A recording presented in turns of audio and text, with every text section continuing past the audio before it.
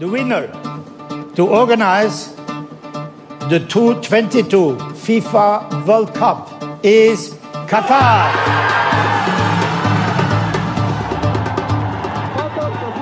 How did they win this? Could they pull this off? Could they actually be ready to organize one of the biggest sporting events in the world? This has been arguably a kind of construction and infrastructure project that's been unlike, many other World Cups. $200 billion has been spent on infrastructure. There have been plenty of controversies. The question is, what comes next?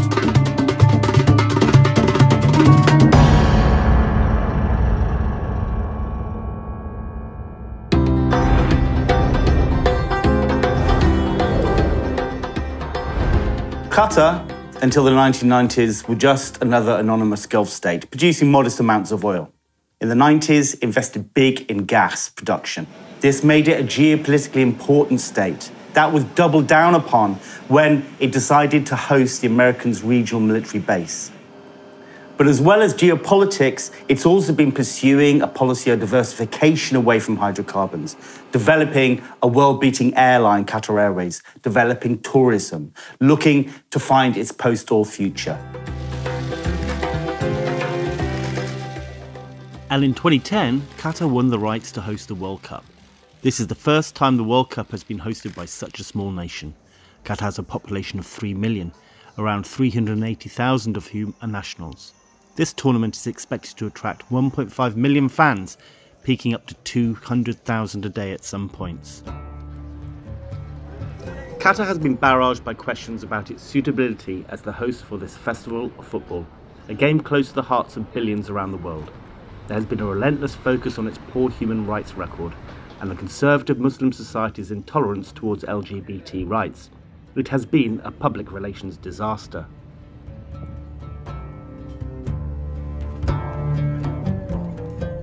While the world has focused on the various controversies, Qatar wants the tournament to prove transformative for its domestic agenda.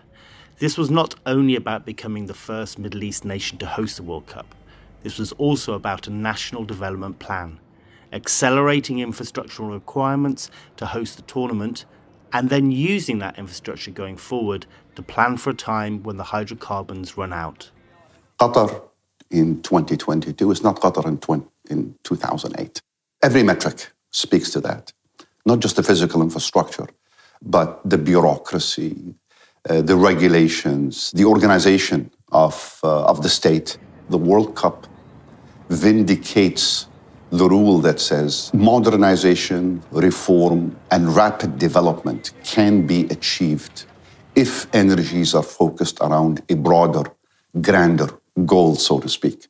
In this case, it happened to be the World Cup.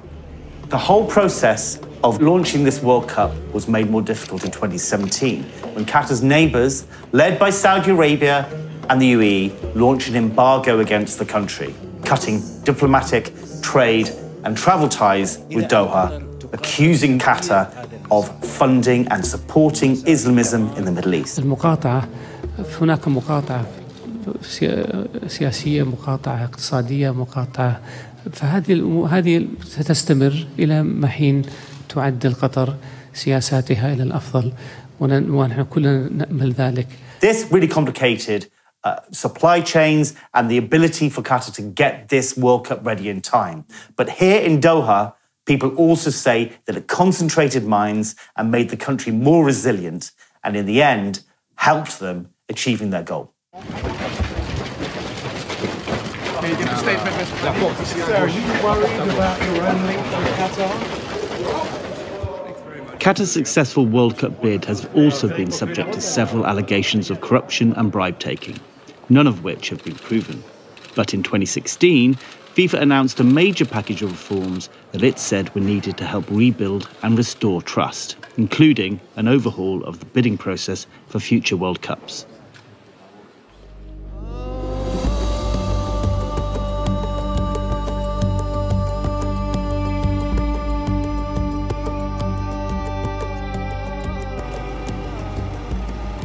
You walk around Doha and it's a massive construction site. They're building towers, they're building whole cities around the stadiums. The stadiums, the core infrastructure is all done, it's been completed for a year. These stadiums had to be air-conditioned. In fact, they're almost all air-conditioned because at the beginning of this process, the World Cup, as usual, was going to be in summer when temperatures reach 50 degrees centigrade. Since then, a few years later, it was decided that that was going to be impossible even with air-conditioned stadiums, and they moved it to the winter.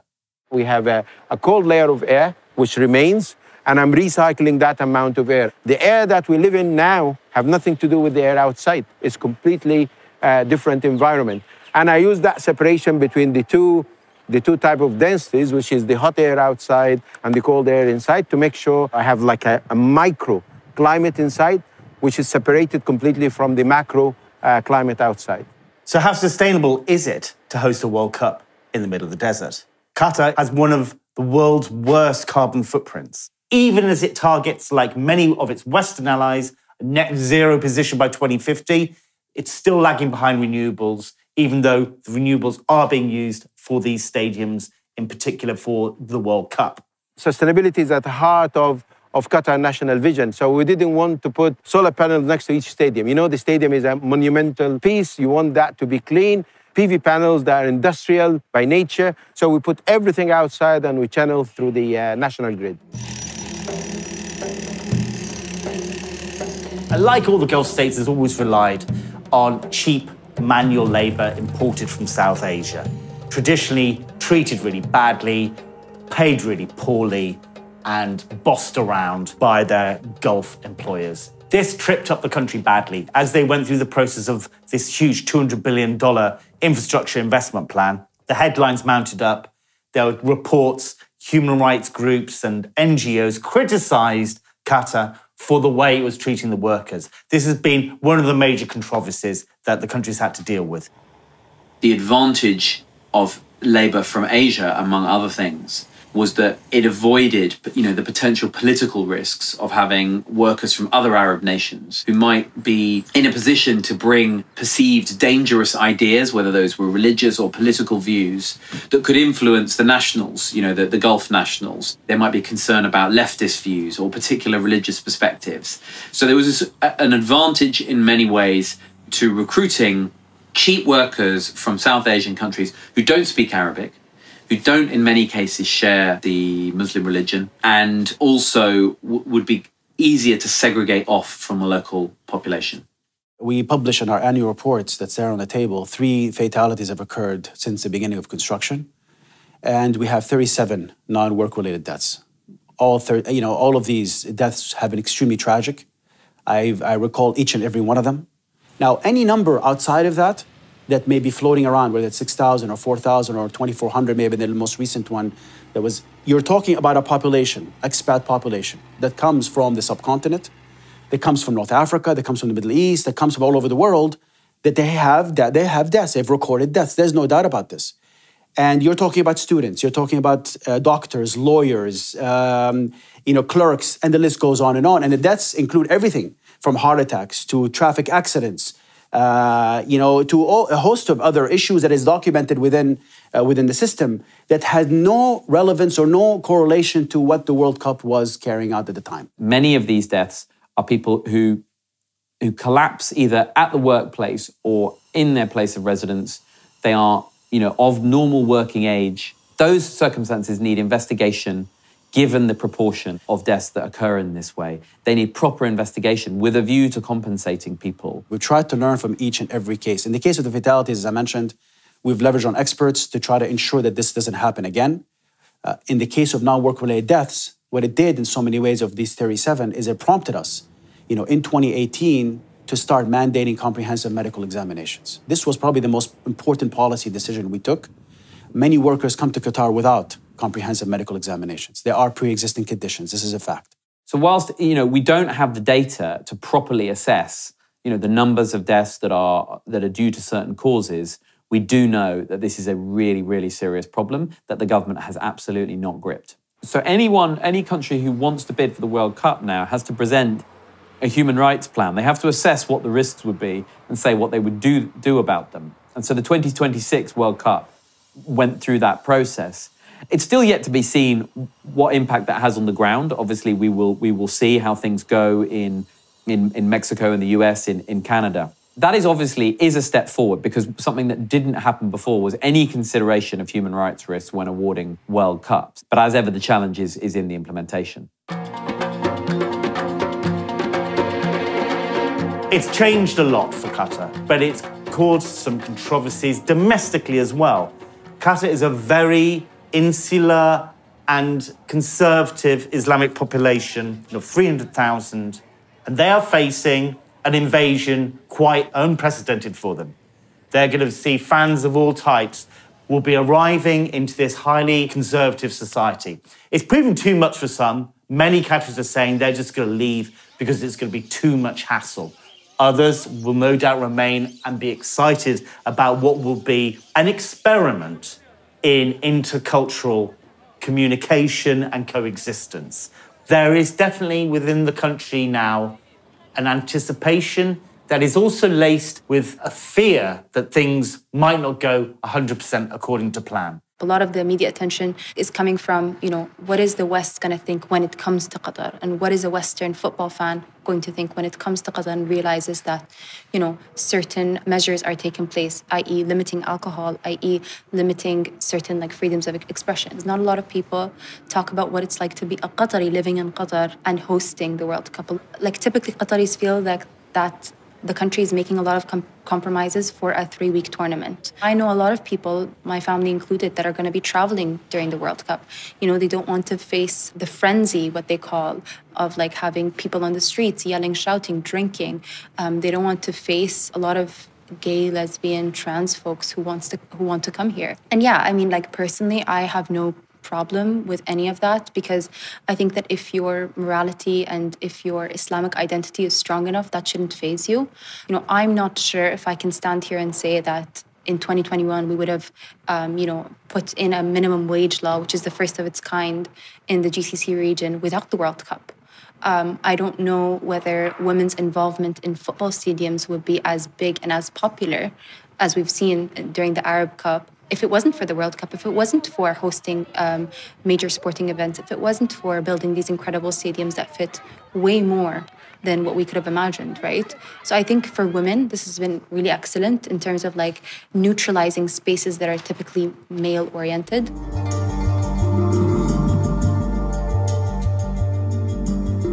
At $200 billion, Qatar's is the most expensive World Cup of all time. The question now is, what happens to these 8 stadiums after the last ball is kicked? Welcome to Stadium 974. This is a unique stadium with a unique design using shipping container and steel structure, which we believe would serve the temporary nature of the temporary stadium that we were looking after to avoid white elephants, as legacy was the core of our planning to the World Cup, as this stadium gives us the flexibility in which we can recycle most of the components used for this venue in terms of the containers, in which we can repurpose and recycle those components to build the same venue in different location, location either in Qatar or different country in the world, or we can just rebuild smaller venues with the same components in different locations. The reuse of stadia post-tournament is a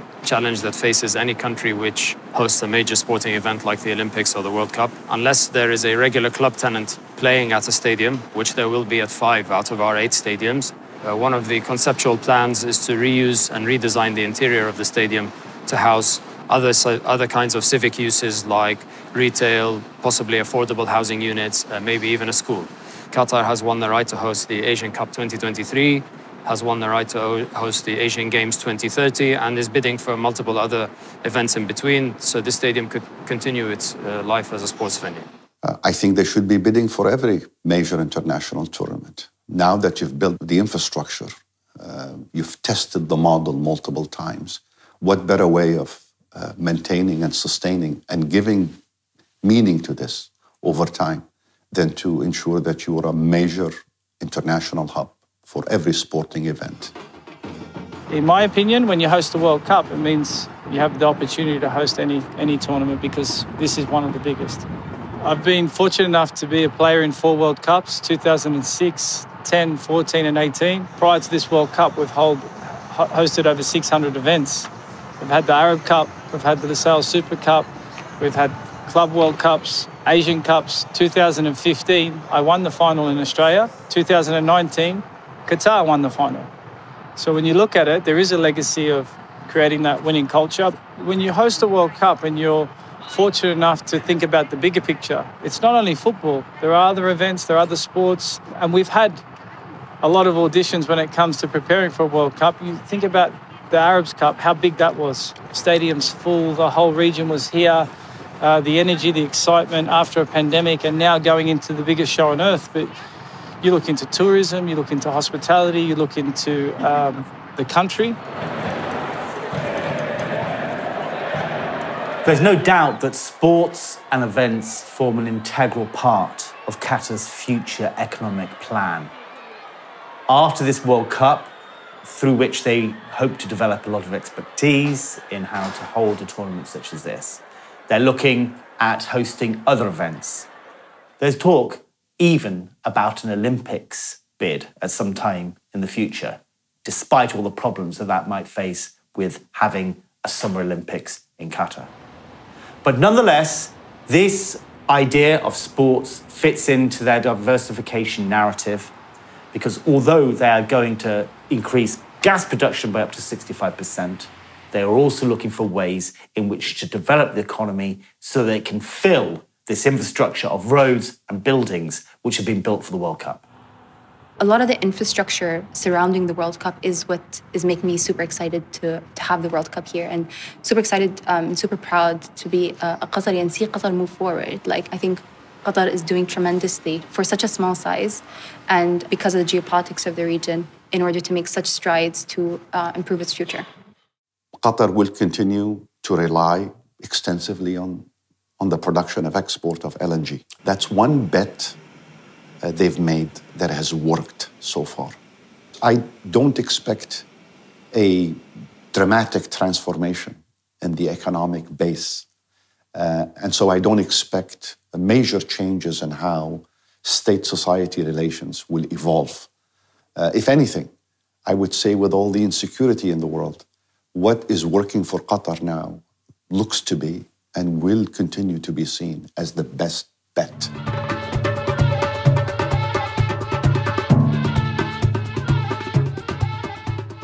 Countries have long grappled with the question, was it worth holding the World Cup for all those controversies, all those bad headlines? What is clear is that this World Cup allowed them to develop their infrastructure and develop the city to a point where it is able to move forward and try to diversify away from its former addiction and dependence on hydrocarbons. As we go forward, we'll have to see how far they develop the economy, how diverse it becomes into forms of services and tourism. What is clear, though, whether or not they regret or adore the World Cup, they're never going back to the old days when they were just known as a small oil and gas producer.